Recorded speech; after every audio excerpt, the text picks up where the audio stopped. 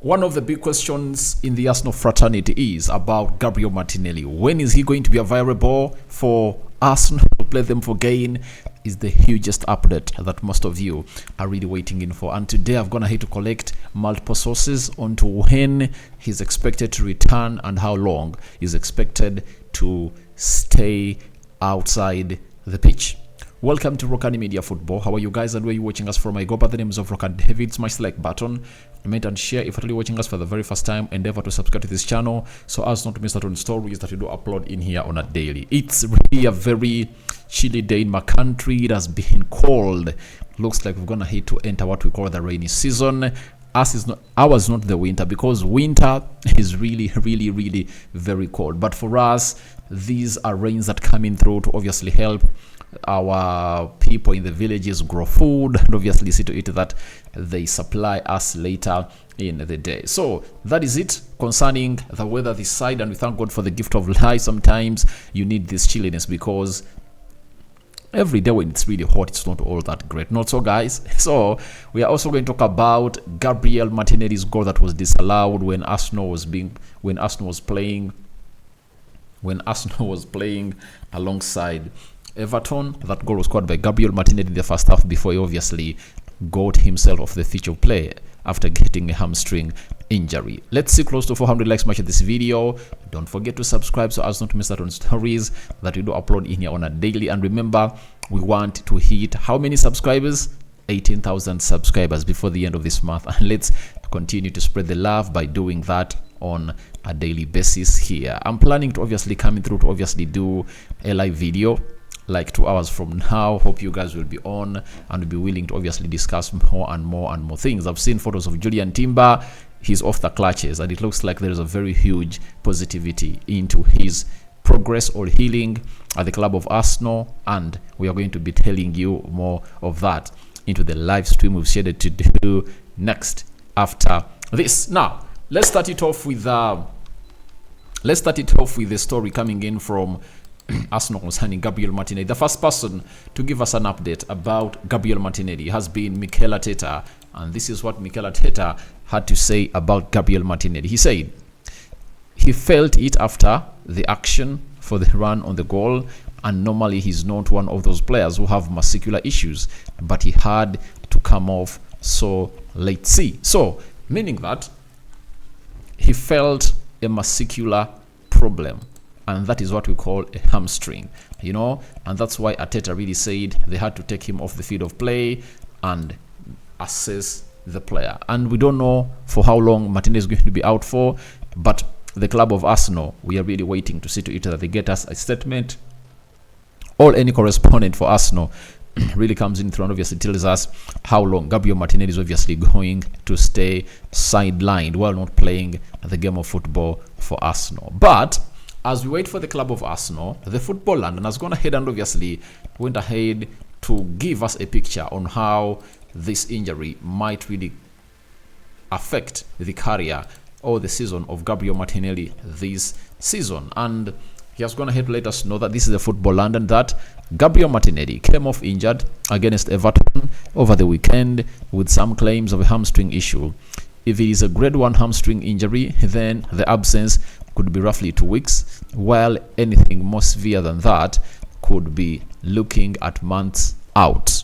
So this is what worries Arsenal fans all over the world as far as this injury is really concerned. Now, they're telling us that if it's a grade 1, then Gabriel Martinelli won't be out for a very long time, and those will be 2 weeks, meaning that the 2 weeks will see Gabriel Martinelli miss out on the game of PSV Eindhoven on Wednesday against Tottenham Hotspur this weekend.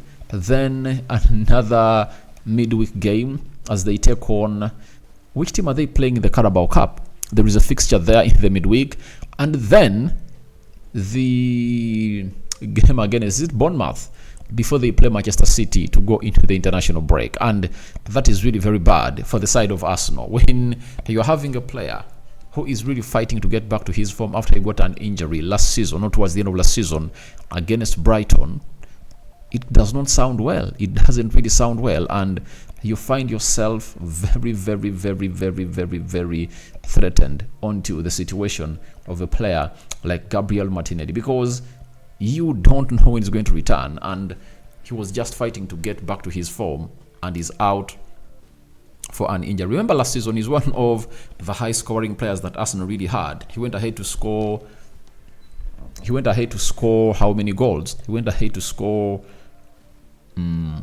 15 goals for Arsenal, and he put up, were they 16 goals for Arsenal, and he put up I think 5 assists. That was a double figure goal involvement. That is 20 goals in a season.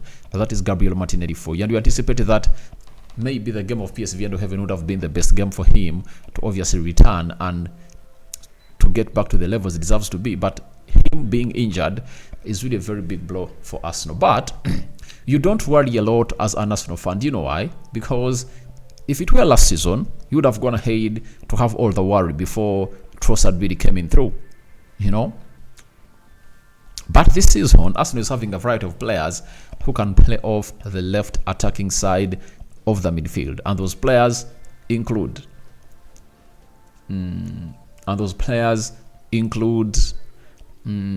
Res Nelson. There is Leandro Trossard, who scored a very beautiful goal against Everton in the due course of the week, and the other one is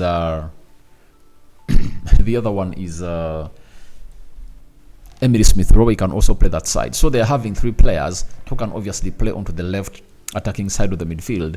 And during the due course of the what is it called, the preseason, we saw to it that some certain games Arteta went ahead to play this guy as a left forward. That is that is Eddie Nketiah. So he's having a lot of players that are going to obviously do the needful and come to the levels where everything deserves to be, and that obviously has to count onto even Gabriel Jesus, because he can play as a left forward, but most of the times he has not always wanted to play that side. That's why he left the team of Man City. He failed to obviously renew his contract there. Do you know why? Because he thought Pep Guardiola was not willing to obviously offer him a new contract.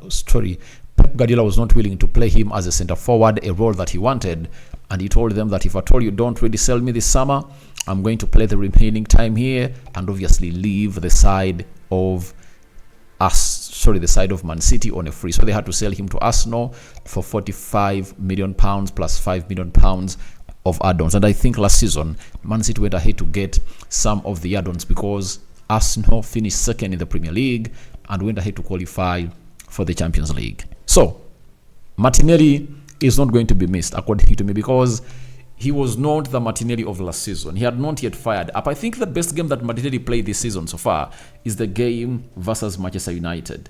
He is really great. He was great in that game. I myself support Man United. He really kept Aaron Wan-Bissaka busy. Though he never really beat him, like he got past him, but you cannot use the word pocket, that Aaron Wan-Bissaka pocketed Gabriel Martinelli, because every time Martinelli tried, Bissaka came in through and obviously tapped that ball into a corner, and there is no time that Gabriel Martinelli went past him. But Martinelli kept Aaron Wan-Bissaka busy throughout the minutes Martinelli spent on the field of play. But I think with Trossard scoring a goal against Everton, it will be a very good hype for him to play in the Champions League. That is on Wednesday as they take on PSV Eindhoven at Emirates. I think it will obviously just go ahead to obviously offer him more confidence and really put in the shift. And as I've always told you, one of the words I've always wanted to tell you here is about Trossard. I've told you the best left forward at Arsenal is that guy, Leandro Trossard, because his skill set enables him to cut inside very well and do the hold-up play. When you look at the goal he scores yesterday when Arsenal is playing Everton, it shows you exactly what he's made of and what particularly this player can do in different positions. Remember, he can play as a midfielder, he can play as a right forward, he can play as a left forward, he can lead the line also. So his talent is immense, and Arteta will always have to really get some favoritism out of that team, because Sometimes I believe Bukayo Saka gets some bad days and keeps him for long on the field of play. Even Martinelli, sometimes Martinelli needs to be really non-started some games, So, to my own understanding, I see to it that Martinelli is not going to be missed because Arsenal is having a variety. Emily Smith-Rowe, Reece Nelson, and Leandro Trossard to play into that position. Now, let's go to the goal that was really cancelled on Gabriel Martinelli's offside. People thought that it was Edin Ketia who was offside, but it looks like we are being told by this former Premier League referee, that is Demort Gallagher on Sky Sports, that it was Gabriel Martinelli who was offside. He tells us that I think it's a good call by the assistant referee. Nketiah is in an offside position, starts in an offside position. He gets back as Gabriel Martinelli plays the ball back. It strikes Beto, but I don't think there is any way you can say he would kick the ball. That's what he said. Therefore, he's in an offside position and it goes to Martinelli, who scores, and VAR correctly disallows it. If you look at Beto, he's gone too close down. He's gone too close down him. We had similar last season with Milner in the Everton versus Liverpool game. It struck Milner as he was trying to block a cross. Then he says, you see Beto there? He's trying to block the ball off and it flies off his shin because it's played at speed. It goes to Edin Ketia. You can see he's offside. I think it's a good call. Now, many people are obviously coming out to really give out their narrative on why this offside couldn't stand, because they thought it was a ball from opponent.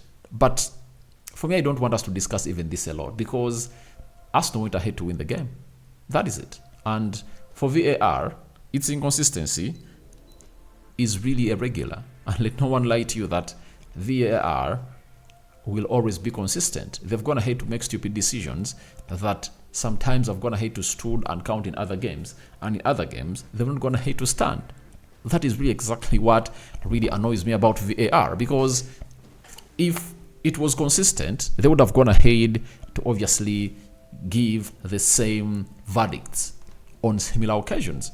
We've had very many occasions happen in the game of football, but they've not gone ahead to really let us to where we want to be as we the people who watch the game of football. But I understand it was really hurting a little bit, but nevertheless, it's always about the side of who wins. Arsenal won, they took away the 3 points, and this does no longer count.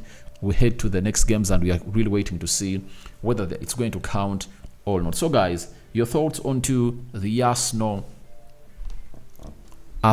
injury on Gabriel Martinelli are concerned. Do you think Arsenal is going to miss Gabriel Martinelli? Yes or no? Because I know most of you will say yes, but my answer is no. Arsenal is really having a variety, and it shows you how much this season Arsenal have gone ahead to turn into a proper team that really has a very huge bench. As I told you last season that this summer Arteta has to build a bench, and he has obviously gone ahead to build that bench.